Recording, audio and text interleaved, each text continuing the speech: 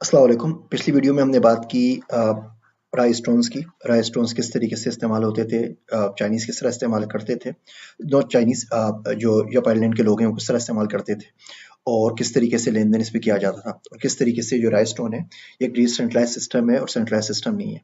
इसी बात को आगे बढ़ाते हैं।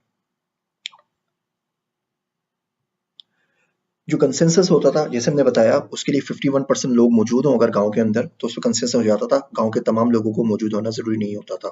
आप ब्लॉकचेन में देखें, बिल्कुल इसी तरह होता है। हमारे पास एक डिसेंट्रलाइज़्ड लेजर होता है, कोई सेंट्रल अथॉरिटी उसको कंट्रोल नहीं कर रही होती। 51% अगर लोग होते हैं, तो उसका सोर्स ऑफ ट्रुथ जो होता है, वो एस्टेब्लिश हो जाता है कि किस चेन को आगे करना है और ये चीज़ें हम आगे बढ़ेंगे। लेकिन आप देखेंगे राय स्टोन के और जो कंसेंसस के कवानीन अभी हमारे पास ब्लॉकचेन में कितने सिमिलर हैं और ये चीज़ तकरीबन पिछले 1000 साल से चली आ रही है। माशियात में बहुत सारे कंसेप्ट वही हैं जो आज से 1000 साल पहले, 10,000 साल पहले मौजूद थे। उनका नाम, उनकी हैयत, उनकी शक्ल थोड़ी-सी बदल जाती है, टर्म्स हम दूसरी इस्तेमाल करते हैं। बेसिक कंसेप्ट और जो इंटेंट होता है, वो सेम ही रहता है। इसी बात को आगे चलाते हैं। 7 अ बाद मसीह के अंदर चाइना का प्रोविंस था शुआन, टेंग डायनेस्टी के अंदर उन लोगों ने दुनिया की पहली करेंसी, पेपर करेंसी निकाली। ये मर्चेंट्स ने निकाली थी, दुनिया की पहली करेंसी मर्चेंट्स ने निकाली थी, जिसको कहते हैं जियाओजी। होता ये था, दुनिया भर से जो लोग आते थे, वो अपने कॉइन, सिल्वर, गोल्ड जो कुछ भी उनके पास होता था, वो दे देते थे और उसके बदले में मर्चेंट उनको एक लोकल प्रिंटेड करेंसी देते थे, जिसको जियाओजी कहते हैं। जियाओजी के अंदर क्या होता था, उस जियाओजी की मदद से पूरे चाइना में जहाँ चाहे वो खरीदारी कर सकते थे।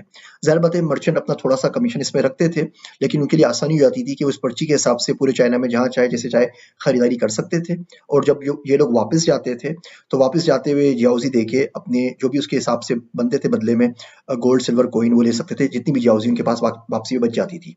अगर आप ये कंसेप्ट देखें तो ये कंसेप्ट आज तक चल रहा है। आप जोड़िया बाज़ार में चले जाएँ, पर्ची सिस्टम होता है। बाहर से किसी गाँव से, दूर-दराज इलाकों से लोग आते हैं, किसी मेमन सेठ के पास जाते हैं, सारा पैसा उसके पास रखवा देते हैं और फिर पूरी मार्केट में घूम फिर के खरीदारी करते रहते हैं। किसी से चूड़ियाँ लेते हैं, किसी से मशीन लेंगे, किसी से टूल्स लेंगे, किसी से यूटेंसिल्स लेंगे, किसी से मेडिसिन लेंगे और पर्ची के ऊपर साइन करके लिख के दे देंगे कि आप इतने पैसे ले लो। जो शख्स उनको दे रहा है, उसका एतबार होता है, ट्रस्ट होता है, उसको पता होता है कि इस मोहर के साथ जो भी सेठ होता है, वो अपनी पर्ची के ऊपर अपनी स्टैम्प लगा के देता है या साइन करके देता है। जब मैं शाम में जाऊँगा तो मुझे इतने पैसे मिल जाएँगे। वो शाम में आके वहाँ से पैसे कलेक्ट कर लेता है और इस तरीके से कारोबार होता है। ऐसा बर्तनों में भी होता है, शाही बाज़ार सक्खर में चले हैं, वहाँ भी ये सिस्टम चल रहा है। अब ये सिस्टम आज तक चल रहा है, इस सिस्टम को तकरीबन 2000 साल हो गए और ये सिस्टम चले जा रहा है, जिसको हम पर्ची बेस्ड सिस्टम कहते हैं। ये जियाओजी से शुरू हुआ था और आज तक चल रहा है।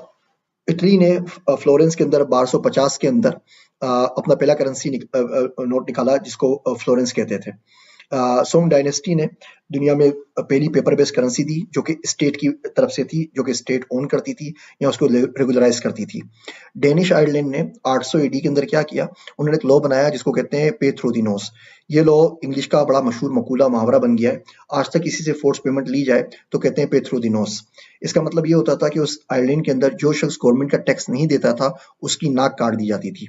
तो जितने भी नाक कटे लोग होते थे, कहा जाता था कि इन्होंने अपने नोज के जरिए पेमेंट की है, इसको पे थ्रू द नोज कहते हैं।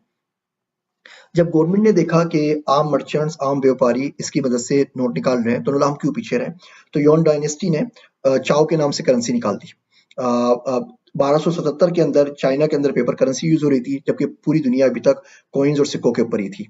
और इसी बात को हम अगली वीडियो में आगे बढ़ाएंगे कि फिर मार्को पोलो आया और मार्को पोलो ने किस तरीके से दुनिया को ये पेपर करेंसी से इंट्रोड्यूस कराया, जो चाइना में इस्तेमाल हो रही थी। आप सबका शुक्रिया, जज़ाकल्लाह खैर।